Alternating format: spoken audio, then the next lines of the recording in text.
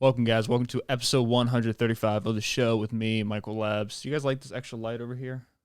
Let me see if it looks good. I'm not sure. Maybe? Nah. Let's keep it off. We're going to keep it off. We're going to keep it off this episode. I'm trying to look for a different type of light for the podcast to add some new looks to it. But how's everyone doing out there? Last episode did super well. Super happy you guys are enjoying it. Trust me, it's something I love to do. Somebody did put a comment on it. So let me go ahead and pull it up real quick. I really do appreciate it. I appreciate constructive criticism. It's why I do the podcast. Otherwise, I wouldn't put out information ever. So I appreciate it when people actually give me constructive criticism. I take it to heart and I actually look into it. He said, Michael, if you want an audience, you need to stop saying, I don't know. You have a presence and a voice, but you have no real content. This is basically just rambling, bro. You need knowledge and opinions, and to do at least a cursory analysis of the relevant topics of the day. This is too random, vague, and electric. You fade out when you think. Check out Owen Schroyer and Tim Pool, but do your own thing. So I appreciate step 6, looking out for me, giving me some valuable information. I understand that this podcast is one that's very unique, maybe not unique, maybe it's unique up to the point where it's detrimental for me. I understand that when I do this podcast, when I am thinking about what I'm going to say, it sounds corny, it sounds lazy. My voice does fade out a bit, but I like that. I like that part of the podcast. I like the authenticity. I know it might be up to the point where it does hurt me because it sounds lazy. I don't sound like a professional, but it's honestly what I've always done. Like for the podcast, I've always done it. For back when I used to just do YouTube videos, it's something I've always found interest in, and it's what draws me into content. It's what draws it's what draws me into content. It's what I find enjoyable about certain channels, certain podcasts, certain entertainment outlets. It's the thing that makes me the most excited to listen. I like very honest opinions. I like things that are thought out up to a point, but not so heavily constructed. I like free flowing episodes. I like just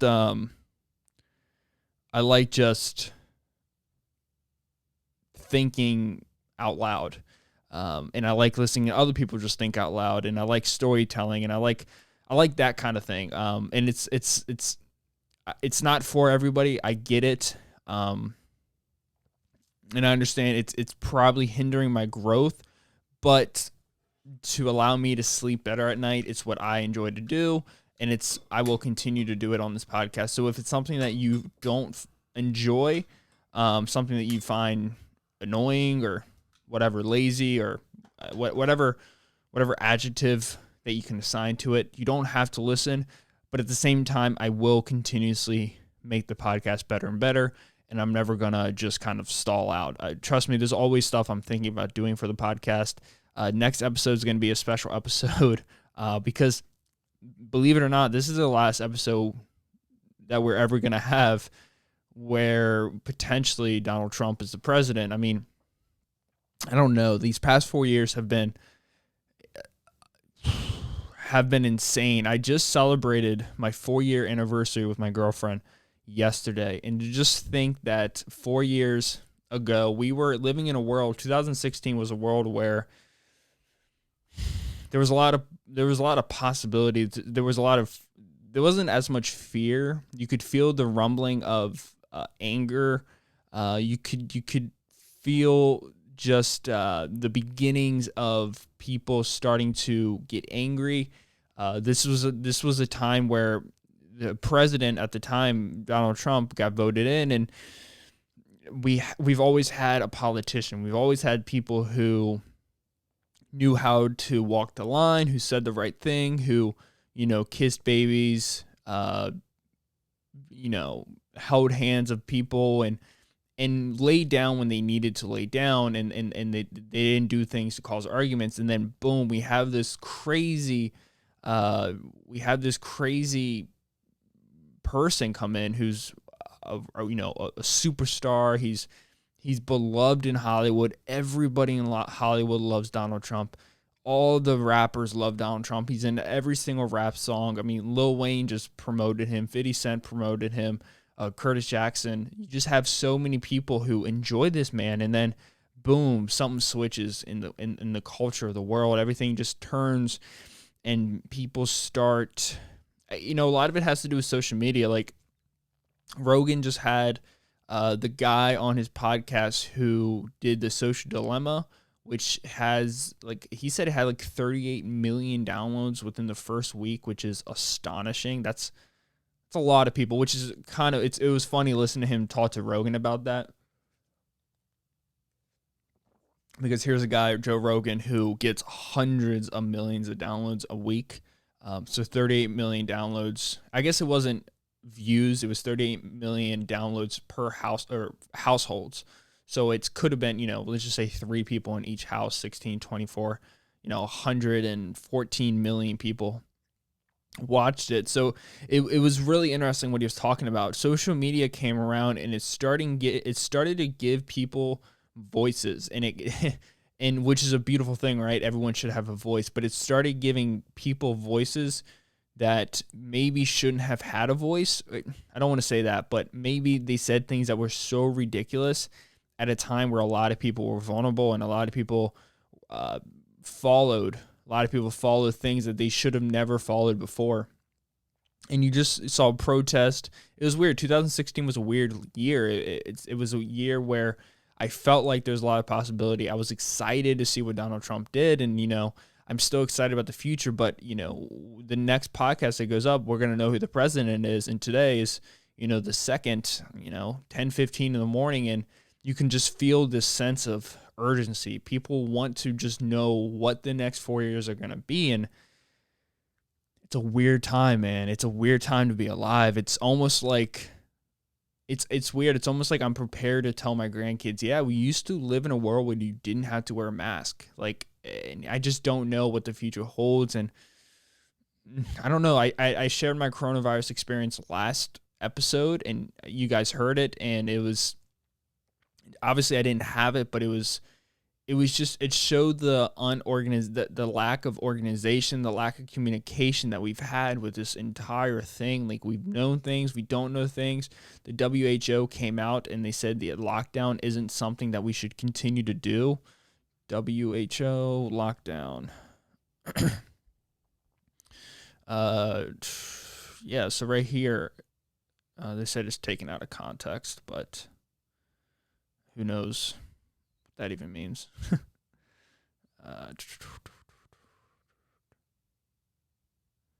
Lockdown guidance is saying that no, they did not reverse the stance. Viral tweet from President Trump said. Okay, so sounds like maybe it was fake news. Maybe they didn't say anything, but I thought they did. But it's just weird. You don't know who is. You don't know what's happening. That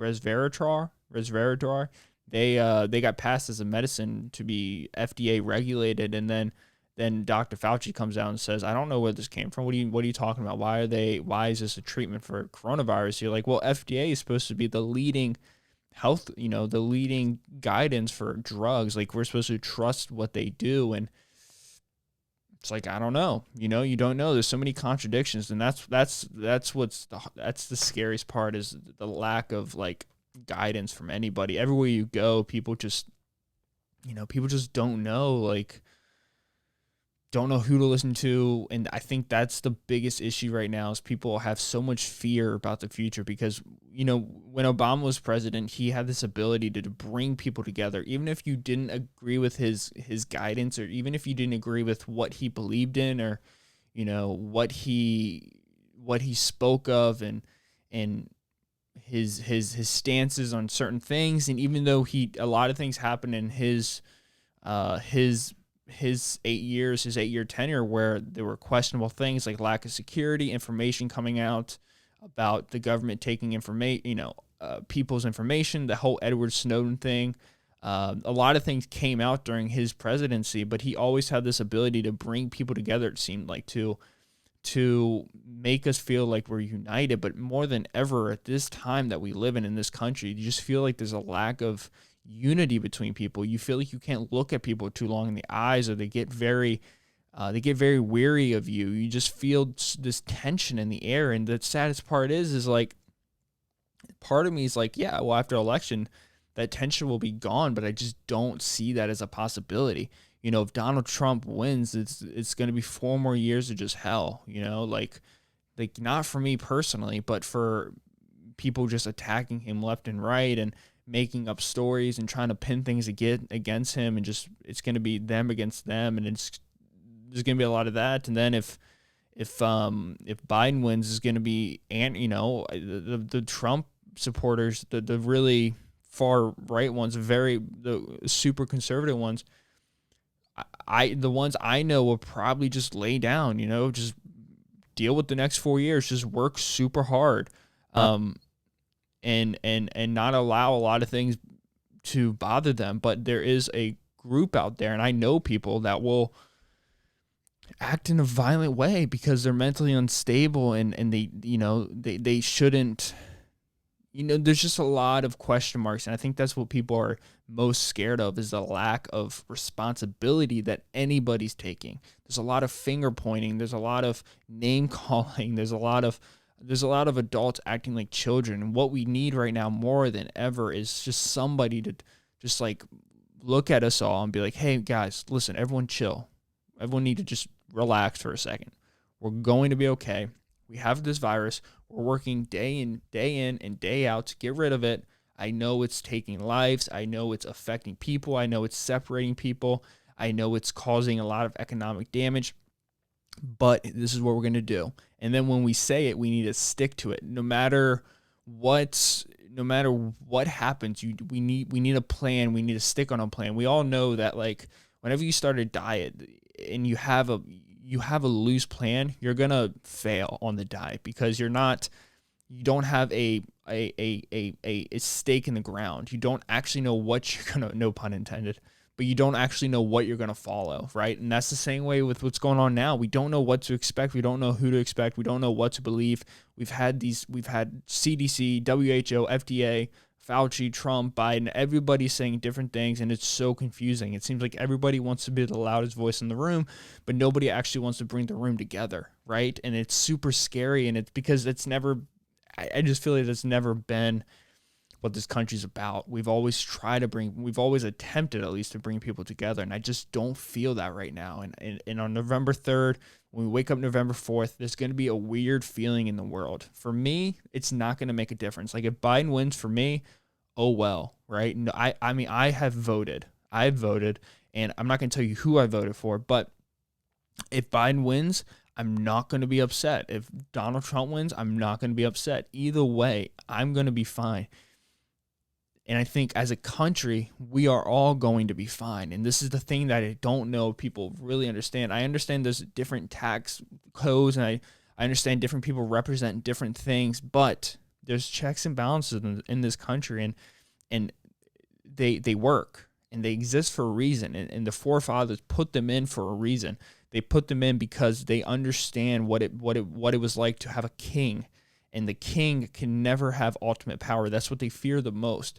And Donald Trump does not have ultimate power. He's never had ultimate power. He hasn't been able to do the things that he's wanted to do because the Senate and the House push back, because the Supreme Court push back, because the people push back, because people, if they don't want something, they're going to react in a way that it just doesn't happen. And I think people have this irrational fear, not irrational, a lot of it is rational, but there is this fear that he's going to just take over the whole world and take over the whole country. And I just don't see that as a possibility, and I could just be arrogant or just ignorant, and maybe just, I don't know what I could be, lack of experience, lack of knowledge. But in my humble opinion, which is, the irony is hilarious, a humble opinion on somebody who has a podcast who speaks for 40 minutes a day or 40 minutes twice a week.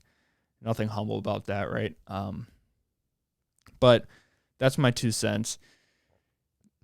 Here we go. Let's get ready to rumble. I'm super excited for the Thursday podcast.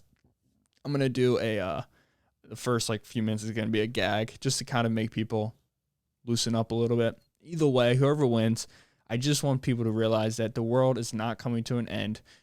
The country that we know is not going to be over. Even during times where there's the most tension, people still went out and played football. People were still playing basketball. We still had baseball.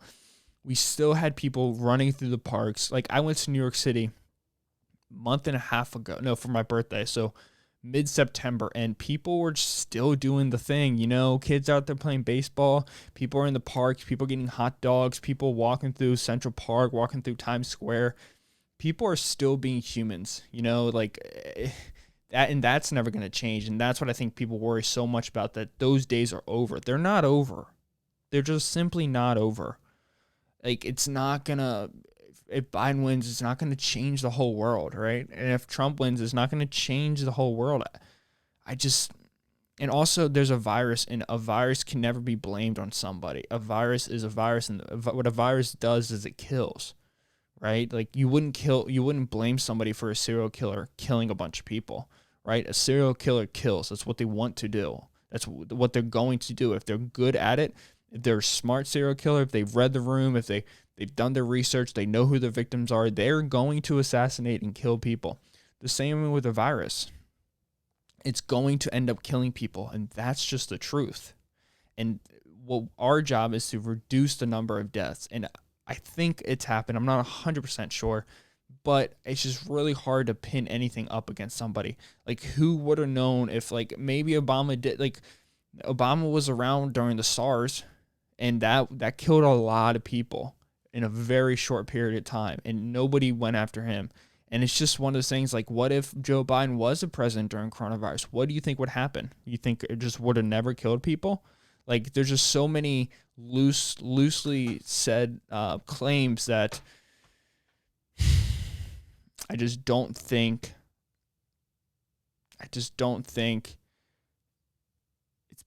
it's fair. I just don't think it's fair. And I think social media is causing a lot of this. The power of a retweet to say something from somebody who actually doesn't know what they said, when they said it, why they said it. If it gets retweeted by one person and another person retweets it, and it's exponential growth, then something that was never meant to be said, it just blows up, and it's completely taken. It just completely is taken out of context. It can go crazy, and it will go crazy. But that's just my stance on it. It's going to be okay. We're going to be okay. And I'm saying this because this is what I want to hear from people. I listened to a podcast with Lex Friedman and Eric Weinstein. Eric Weinstein did not make it seem like it's going to be okay. He's a genius. He's a super smart guy. He's the guy who discovered the theory of everything. He's a brilliant dude. He's a management director at Thiel Capital, so under Peter Thiel. He knows a lot of people. He's good friends with Joe Rogan. He's been on Lex Friedman podcast. He's a host of The Portal, which is a brilliant podcast, which is a podcast that has to come back. Eric Weinstein, if you're listening, which I know you're not, but if you are, dude, bring back The Portal. I know you don't want to be super duper famous, and I know it's weird to you, and I know you're scared with fame and whatever it is. Just come back. We really want you. I want to hear you again. I want to hear you speak. I know a lot of people are looking for guidance, looking for somebody to look at and be like, everything is going to be okay. We need you to come back. I want you to come back, Eric Weinstein. Just get the podcast back on. And if it's not going to be good, I want to hear that. If it's going to be good, I want to hear that. I just want to hear him speak. I want to hear competent, intelligent people speak. And that's why I think Rogan has really just taken off big time within these last 6 months, exponentially just blew up, because he has this ability to he's like, you know what he is? He's like a father figure for a lot of people. Like I look at people who I look up to as like a father figure. Besides my own father, I look up to certain people, and one of them, the biggest one, is Jordan Peterson. I can't speak enough of that guy. Like that guy has single-handedly helped me through so many times in my life. Like intrinsically looking into myself, figuring out who I am, learning what responsibility really is, learning the importance of fighting your demons, learning the importance of setting goals and accomplishing goals, even if they are crazy goals. Just what it means to be a man, like a real man, how to treat women around you, and just he's been the greatest thing. And also to be outspoken on things that you believe in, make your own bed, just like simple things that he has.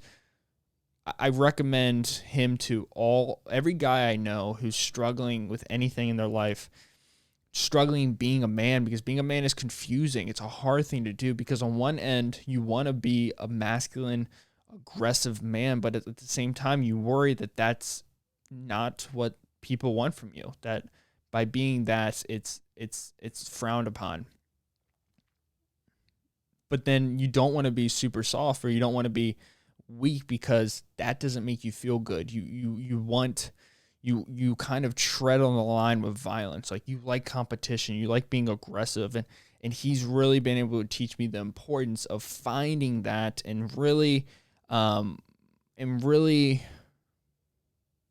really take control of your own life and just be a good person. He's helped me tremendously with that. Rogan has helped me so much with being a confident individual, a competent individual, somebody who is outspoken, somebody who does have opinions, but somebody who's also super empathetic. I'm super empathetic. I am, whoever you are, wherever you come from, whatever you think or say, the first thing I always do is I attempt to listen and rationalize what you're saying, right? I don't ever want to be somebody who is off-putting to somebody else. If you have an opinion on something, I want to embrace it. I want to hug it. I want to listen to it. I want to dissect it, because you know something that I don't know doesn't mean that we are never going to understand each other. It's because we are just not connecting on something. And not connecting on something is a beautiful thing, because once you connect on it, you're closer with somebody. He's really helped me in that regard, and that's been tremendous. And I think the reason why Rogan has done so well is because he is that gasp of air. He's that sigh of air, with that 3 hours of just relax. Here we go. Let's listen to Alex Jones just go crazy for 3 hours straight. But if you're somebody who takes everything he says super serious, then you're not going to have a good time. But if you can laugh at it, joke around with it, and be like, yo, dude, this guy's tripping, like he's crazy, but he's also right on some things, then it's just fun, right? It's just a good time. And he has intellectuals on, and he allows people to say what they want to say. Like he's had Paul Saladino on, the guy who did the Carnivore Diet, which is something I do want to get into this episode. And I think this time more than ever, we are looking for voices of reasoning. We're looking for voices of guidance. We're looking for voices of peace, people who can tell us that things are going to be okay, because things are going to be okay. And there's just so much negativity going around. There's so much finger pointing. There's so much, if you believe this, you are this. If you don't believe this, you are this. If you are pro this, anti this, blah, blah, blah, blah, blah. All these things that are just making people hate themselves more, making people hate the world more. Like, we can't have that. We got to change that. We got to understand that on November 4th, whatever the fuck happens, it's going to be okay. Like, it's going to be okay. The world's not going to blow up. We're not going to go at war with each other. There's not going to be a civil war. You guys are tripping when you say that. You guys are crazy for saying that. There's not enough people who want to kill other people. Like, when you go to war, there's got to be a sense of, I'm okay with killing somebody to protect me. That doesn't exist. If that was the case, everyone would be in Afghanistan or Iraq. It just doesn't exist because most people can't afford to go to war. Most people have to work. Most people have to go to school. Most people have to go see their mom or their dad in the hospital. Most people got to go change a tire. Most people got to go to the dry cleaners, get some groceries, take their dog to the vet, go pick their dog up from doggy daycare. Most people have a life. The idea of going to war means you just drop everything. I can't believe we're talking about this, but people are saying this, to drop everything, get a gun, and just go shoot your neighbor. Why? Because they voted for Trump or Biden. Like, that doesn't exist. And we see what happens in places like Portland and Seattle when the military steps in. Once the military steps in, they shut it down. Like, they shut it down like that. Like that. Even if Biden wins, you think all these Trump supporters are going to be out there just blazing people up with weapons? Are you crazy? There's no way. There was that one guy who shot somebody. The one person, Kyle Rittenhouse or whatever his name is. One person. Like, maybe there's more, but there's not going to be a civil war, because in order for a civil war to happen, you have to give up your life, and people aren't going to be giving up their lives because people don't care about politics as much as they want to. I guarantee if there was no such thing as social media, people still wouldn't care about politics, because then you can't say you're part of a group. The idea of being part of a group is what makes this all so fun for people. To be part of something is like the greatest thing you can do for a lot of people, especially for people who don't have enough in their life, who feel a sense of disconnect from the world. If you can be part of anything, even if you don't know what that something is, but if you can be part of it, that makes your life super complete. Right? That gives you so much meaning in life. If you can be part of a group, social media is a beautiful platform for that. I mean, Facebook group, literally you can, whatever you want. People who love electronical lighters can go there, right? It's just, there's a lot of chaos happening in a very small number of people, right? Where I experience the world from such a normal state. I think most people experience the world from such a normal level. They go to work, they go to the grocery store, they pick their kids up, whatever they do, they get on the highway, whatever they do.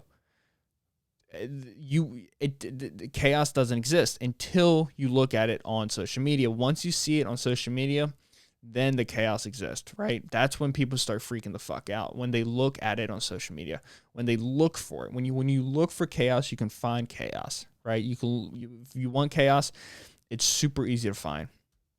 It doesn't take a genius. It's super easy to locate. And I think a lot of people right now are looking for chaos. They want chaos in their life.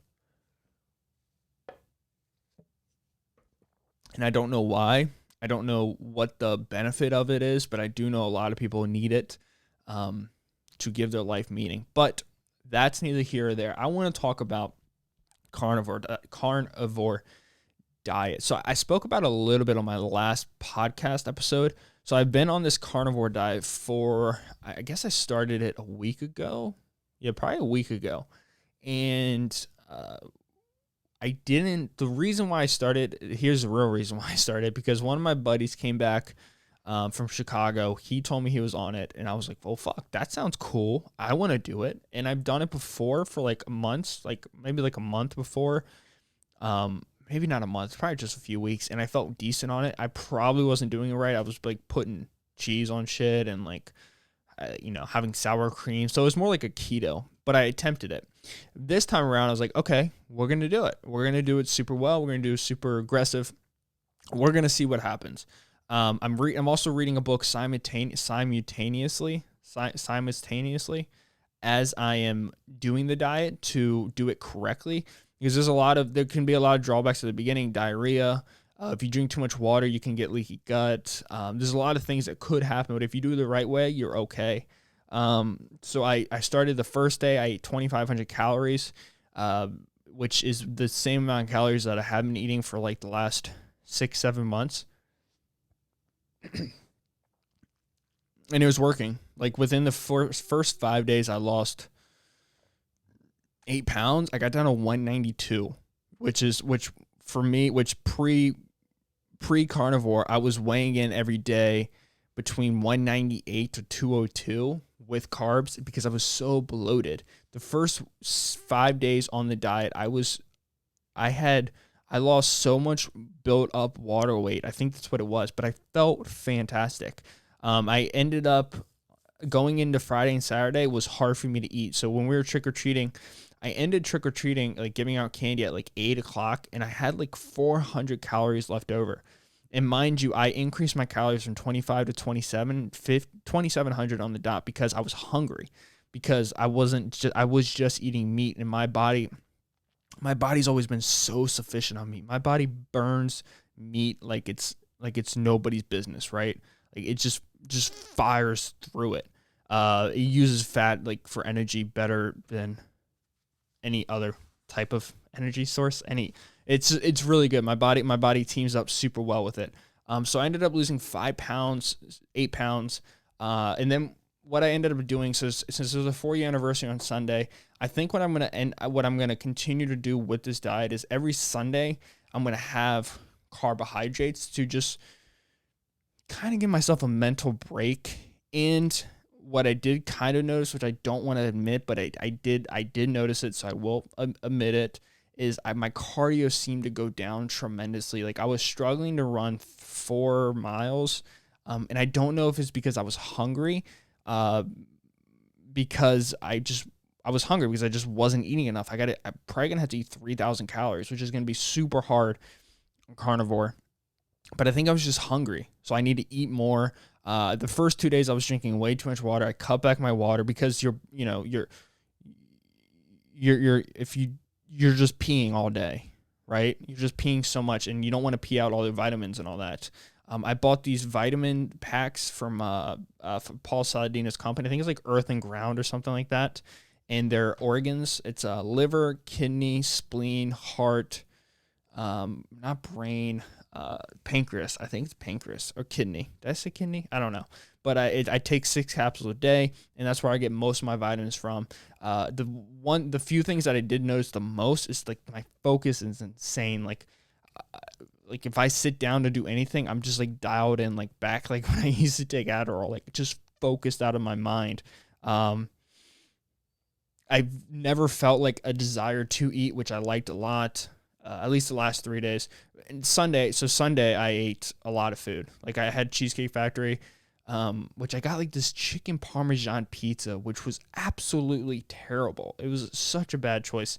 It was like literally a flat piece of chicken, like, I don't know, 7-8 inches, just flattened out with cheese and sauce on top, and is a circle, and they box it up in a rectangle. So there was 2 slices of the chicken with no toppings on of it, but the other 2 slices, because they're sitting on top of the slices, had toppings on the bottom and underneath the pizza. It was bad. Like it was really bad. And I was having it with ranch because I like pizza with ranch, but it was chicken. So I was like, fuck, I don't know if I want ranch, but I had it with ranch. It was really weird. But yeah, it was really good. It's been really well. And I'm going to continue that. So I'm probably going to do 6 days on, 1 day off on Sunday, maybe 13 days off. And then on the Sundays I don't work, have carbs.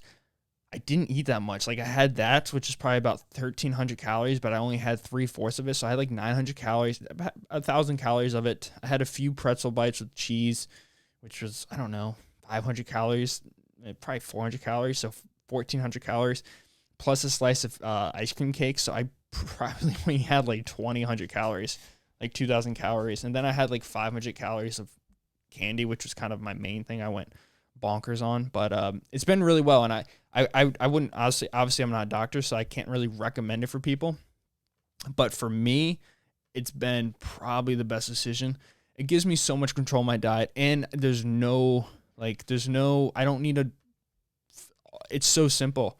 All I have to do is just make sure I don't eat anything besides meat, and then I lose weight, and it feels great. But yeah, guys, this is gonna be a shorter podcast.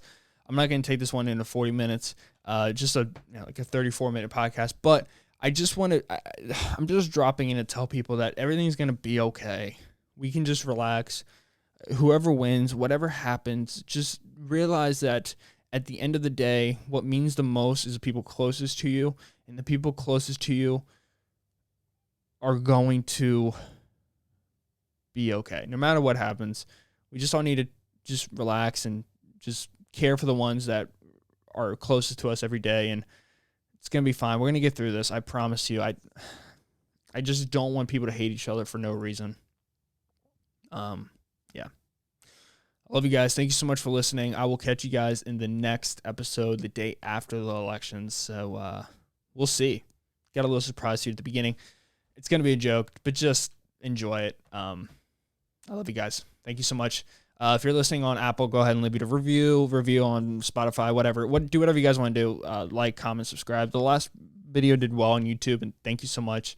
I'm going to try to mess around with the SEOs a little bit to get each video doing better and better on YouTube, because I think I've finally figured out the secret to get the videos to do better on YouTube. But a little bit of clickbait in the title. I love you guys so much. I'll catch you guys later. Thank you. See ya. Bye.